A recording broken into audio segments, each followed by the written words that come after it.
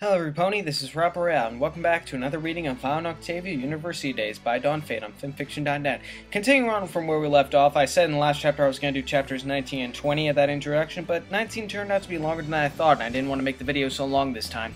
So, instead, we're going to be going with, this is just chapter 20, and the next couple chapters I will do chapter 21 in a separate chapter, and maybe the epilogue with it, or maybe not. Chapter 21 is going to be pretty long. So anyway, without further ado, let's get started.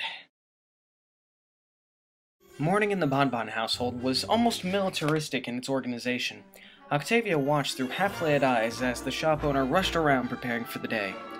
Lyra was ushered to the kitchen counter for breakfast, then shoved into one of the bathrooms as soon as she finished. Octavia wondered what role the reformed uniform played in the operation of Bonbon's shop. Surely she wasn't in charge of serving customers. Lyra had made great progress as far as Octavia could see, but that might have been a little too much for now. Vinyl was snoring on the couch beside this one, still completely oblivious to the world, and would likely remain that way for another couple of hours. Octavia felt the itch to get up and move to the other couch so they could be closer, but decided against it, in review of present company. Even though they were all friends now, Octavia didn't quite want to push the boundaries yet, and snuggling in plain view of their host was a surefire way of doing that. Eventually, the rush died down, and both Bonbon and Lyra trod downstairs, already discussing the day's agenda. Apparently, there was a basement below the ground floor where Bonbon mixed up and cooked all of her confectionery delights, and she was eager to start another batch. Left alone in the living room, Octavia finally sat up and opened her eyes properly. Everything had a nice, homely feel to it. She could see that every little decoration had been lovingly chosen, with no thought as to whether it was in or not. Bonbon just chose things that she thought looked nice, and that was far more meaningful to Octavia than all the feng shui in the world. It had been a long time since she had thought about fashion or style seriously. Being away from her mother made her realize how little those things mattered to her. Appearances could only hide so much. Sooner or later, the heart had to shine through, and in this place the heart was blinding. She found herself in a very happy mood as she slid off the couch and stretched her hooves. This place shared many qualities with her dorm that she hadn't noticed last night. Lyra and Bonbon's companionship gave the whole building warmth in the same way Vinyl's presence did. She felt safe here, at ease. There was no need to worry, nor any cause for alarm, just the simple pleasure of a nice winter morning. Octavia dug a hoof into her mane, only to find she had forgotten to bring her phone. She shrugged and trotted into the kitchen. No matter, it's not like I use it often. Bonbon had left some pancake mix ready to go on the counter, which surprised her. That mare's thoughtfulness knew no bounds. She quickly found a frying pan and began cooking. The back of her mind wondered how much walking she would need to do to burn off such an unhealthy meal, while the front of her mind politely told it to be quiet so she could enjoy the darn thing. Vinyl showed no signs of waking up, so once the pancakes were done, Octavia cleaned up and devoured her creation with the ferocity that privacy affords. She only barely contained a satisfied sigh at the cost of her belly gurgling in agreement. With breakfast over, she returned to the couches, this time approaching Vinyl's pale form. After a quick glance around to look for observers that was fueled by habits rather than logic, she planned a syrupy kiss on her DJ's half-open lips. Smiling softly, she made for the bathroom to freshen up. A perfect start to what was clearly going to be a perfect day. Vinyl's eyes cracked open at the sound of the bathroom door closing. Why do my lips taste so sweet? She mused groggily, wincing at the growing sunlight shining through the window overlooking the front of the shop. She instinctually looked around for Octavia, and upon finding her missing, she groaned and let her head flop back down. Waking up next to Octavia was the only reason she tolerated mornings at all. Taking that experience away, and all that was left was sore eyes and dead muscles. Slowly, the faint sound of falling water made itself apparent. Vinyl turned her sluggish gaze towards the source. The thought of Octavia in the shower woke her up quickly, sending familiar little tingles down her spine.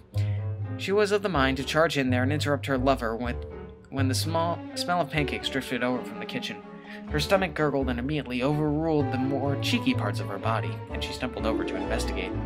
A plate stacked with pancakes had been set out for her like a gift from heaven. She didn't hesitate before diving straight in, stuffing as much as she could into her mouth. They were never really able to cook anything great in the dorm kitchen, mainly because half of the appliances were broken. So it made a refreshing change from the usual freezing outing to a local cafe. Celestia, she had forgotten how good homemade pancakes tasted. Once she had recovered from her flavor orgasm, she wiped her mouth and trod across the room, having heard the water stop a few moments earlier. A few wisps of steam puffed out from beneath the door, swirling as they were disturbed by Octavia on the other side. Vinyl knocked twice and pushed the door inwards. "Oh, I'm occupied." Octavia was in the process of wrapping up her mane with a towel, and she couldn't see the trespasser. Vinyl smirked and stepped closer, knocking the door shut with her flank so the heat didn't escape. "Bonbon?" The cellist's lips pursed, confused at the lack of response. Without wasting another second, Vinyl leaned in and kissed her, holding it a few moments just for fun. When they broke apart, Octavia was visibly trying not to smile. "That had better be you, Vinyl." Nice to know that you'll think of me when you kiss strange mares." Vinyl poked her filly friend's nose.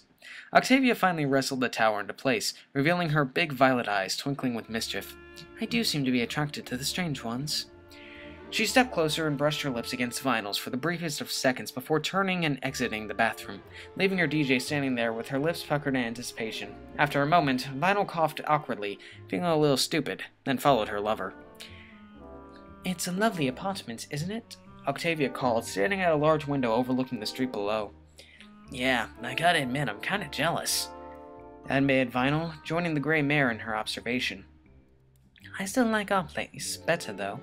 Octavia bumped her hips against Vinyl's, giving her a warm smile. "Agreed." After a moment, Vinyl added, "I think we should head back now. I've got a hankering for..." Pfft. Oh, God. "I think we should head back there now. I've got a hankering for some sexering." "Subtle as always, love." Octavia sighed tolerantly and removed the towel from her head, placing it on a nearby stack of laundry. "I suppose we should get going. Wouldn't want to overstay our welcome, would we?" Together, they pulled their winter clothes on. Val didn't even remember taking hers off, and trod downstairs. The store was quiet, the day not yet begun. From the basement came the sounds of some pony hard at work. Lyra stood amongst the displays, using her magic to set a few of them in motion. When she noticed the couple, she nodded in greeting. "Heading out?" "Yes, we'd best get out of your hair before the customers arrive. This place is beautiful, by the way," said Octavia, still feasting her eyes on the colorful signs and decorations. "Thanks. You best not bother Bonbon. She needs to focus on making the products. I'll let her know you left." As they passed Lyra, Vinyl paused and stuck a hoof out. After a moment of hesitation, Lyra bumped it with her own. No more need to be said, and they left the store quickly. Outside, the air was surprisingly warmer than expected, though snow still coated the ground. A few brave ponies wandered the streets, and unlucky souls that had errands to run this early. A couple set off in the direction of the campus, enjoying the insulation their boots gave them to the white powder covering everything. The rising sun reflected blindly off the white rooftops, making the streets shine in a way Vinyl had never seen before. "Should have brought my glasses," she muttered, squinting at the sharp glare of light. "I've always wondered what it would feel like to have my retinas melt. I suppose this is my lucky day," Octavia added, raising a hoof to shadow her eyes. "We'll be blind together. We can tie a rope around our necks and lead each other around." Vinyl giggled at the thought. "The blind's leading the blind, knowing my luck will fall into a pit and never get out." "At least the company will be good." By the time they made it back to the campus, the sun had risen a quarter of the way into the sky, and the city had well and truly awoken. Thankfully, the angle at which they approached the university was in the same direction as the white reflection, giving them sweet relief. They watched students exiting the campus clutch at their eyes and wince in pain. Two stallions stood on either side of the entrance, their eyes welling up with tears as they stoically refused to cover them. As Vinyl led the way past them, she wondered if they could even focus on anything right now. From their bloodshot, stubborn eyes, it didn't seem likely. As they wandered into the main court, she couldn't help but marvel at them. "Those security guards back there are pretty damn committed, huh?" "Committed is one way of describing it. Stupid is another." Octavia shook her head. "Honestly, why don't they just get some sunglasses?" The grassy court wasn't looking grassy these days. It, like absolutely everything outside, was covered in snow. As they were about to trudge across it to the student village, Octavia was struck by a thought. "Oh, Vinyl?" she asked sweetly. "Yes?" replied the DJ, suddenly cautious. "Could we stop by Psych's office before we go back to the dorm?" Vinyl's shoulders slumped, and she gave her best puppy impression. But, my hankering." "There'll be time for that. Please, it's my birthday." As soon as the last words left her mouth, she knew she had won. Vinyl perked up and took her by the hoof, putting on her best Canterlot Noble impression. But of course, milady will get whatever she desires on such an auspicious occasion. Barely containing their giggles, the two mares trotted primely over to Sykes' office building. Octavia felt a pang of sadness when Vinyl let her hoof go. She knew that her DJ was just making sure not to get too much attention inside, but it still didn't sit well that they had to continue being cautious after so many carefree months together. The receptionist was shooting them a smile as soon as they stepped inside. She seemed to completely forget about the stallion standing in front of her asking for directions to the fire room. "Oh, Octavia, there you are. Head straight on up," she beamed, but her eyes didn't show it. "Thank you?" Octavia exchanged a glance with her filly friend before approaching the stairs. They had discussed the strange behavior of the staff in the building before, but only in passing. She made a mental note to bring it up later so they could discuss it in more detail. Voices were echoing from Sykes' office, but they weren't deterred. It wouldn't be the first time they'd interrupted a confidential. Well, technically, it would be the second, but that wasn't the point. This time, it was an adult female voice accompanying the psychologists. As they neared the closed door, the voices became clearer, and Octavia's heart threatened to explode. "I know she came to see you, psych. Don't even think of lying to me," her mother said, voice slick like oily water. Octavia's hooves were rooted to the floor. She leaned forward and bit Vinyl's tail as the white mare tried to pass, pulling the unicorn back to her side. Vinyl looked extremely confused until she saw the look on her filly friend's face. "Are you sure?" she whispered. Octavia just nodded. We need to get out of here now." Octavia nodded again, numbly. "Not now, please, not now." Sykes' voice piped up. "The receptionist, right?" "Indeed, simple yet effective," replied that venomous tongue once more. "That's always been your style. No mincing words, no wasting time so that your prey can't get away. You always see through all attempts to stall you and your plans." Octavia realized with a start that Vinyl might have been visible for a moment when she took a few steps forward. The cracks around the door were wide enough to make out color, and Psyche would recognize them anywhere. Was it possible that, for a split second, that Vinyl might have been visible, the psychologist had realized who it was, and who was likely with her, and then decided to suddenly warn them? Who could think that quickly? "Wait," she blinked. "I just did." Without a second thought, she let Vinyl pull her back down the hallway, both being careful not to make much noise. Just before they reached the stairs, the office door opened, and a sky-blue hoof stepped out. "All the flattery in the world won't stop me, Psyche. I will find out what you had discussed with her, even if I have to get the file myself." Before she could take another step, the tutor quickly replied, "You mean the file I have right here?" The remark made the frightening mare pause, giving the runaway couple enough time to duck into the stairwell and find relative safety. As they stood for a moment trying to compose themselves before escaping to the lobby, they heard the mother sigh in irritation. "This is just a piece of paper with 'Ha ha' written on it. Stop wasting my time." Sykes' giggling reached them, even as they trotted to the door. The receptionist watched them go, still smiling. The second they were back out in the cold, Octavia felt like she had been drenched in icy water, waking her up quickly. Vinyl was quickly leading her across the court towards their home, but she put a stop to that instantly. "We can't go back to the dorm. Didn't you hear? The receptionist is going to tell my mother we're back on campus." Vinyl stopped and bit her lip, looking around cautiously. "What do we do then?" I need to think this over. We need to go somewhere safe." Vinyl nodded resolutely. "Bonbon's place. She'll understand." Octavia's years of manners training screamed at her that going back there was extremely rude, but she shoved those thoughts away. This wasn't about manners, this was about friends, and if there was one thing she learned about friends, it's that they always tried their best to help each other. If the feeling in her stomach was any indication, she was going to need all the help she could get. Psyche looked out his office window, his brow wrinkled in worry. Vinyl and Octavia had shown up at the worst possible time.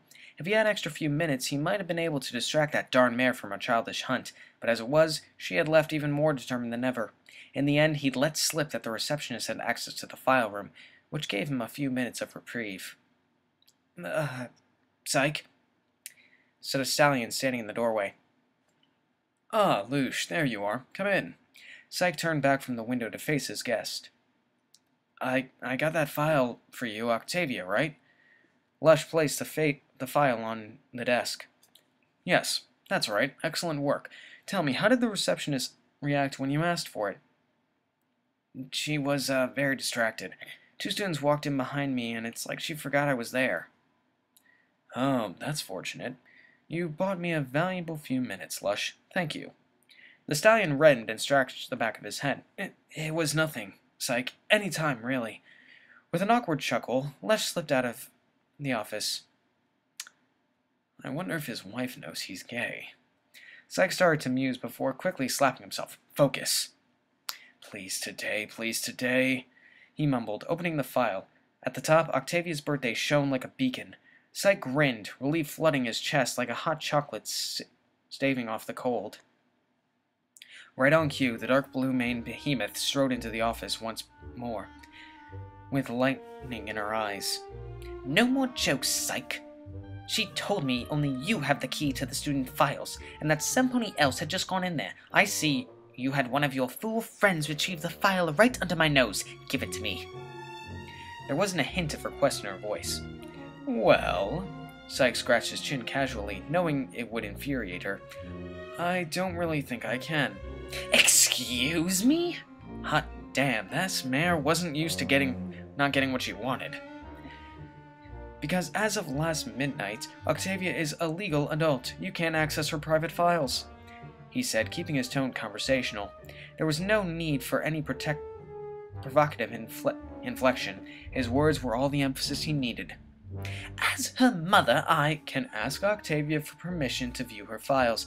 Seems like that might be a bit difficult considering she's not here. The mayor's lips were pursed. This wasn't going how she expected it would.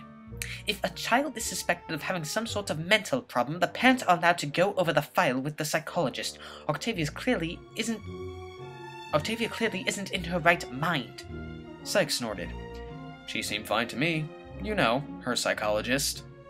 You're clearly biased and unable to give a rational opinion. She was attacking from every angle, unwilling to retreat. You've mistaken client confidentiality with bias. I'd love to help you out, but my hooves are tied on this one. Sorry, madame, it's the law.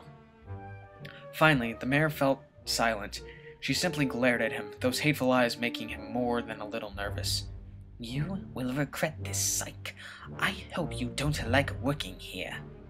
With that, she turned and stormed down to the hallway, vanishing from sight. The danger finally over, Psych sunk back into his armchair, letting out a long breath he didn't even realize he had been holding. A grin split his lips suddenly, and despite the fact that he knew he was going to regret every word he said, he couldn't help but giggle softly and recline back. Oh my goodness, that was better than sex! And that was Chapter 20 of Val and Octavia University Days by DawnFade on fanfiction.net. Hope you enjoyed listening, every pony.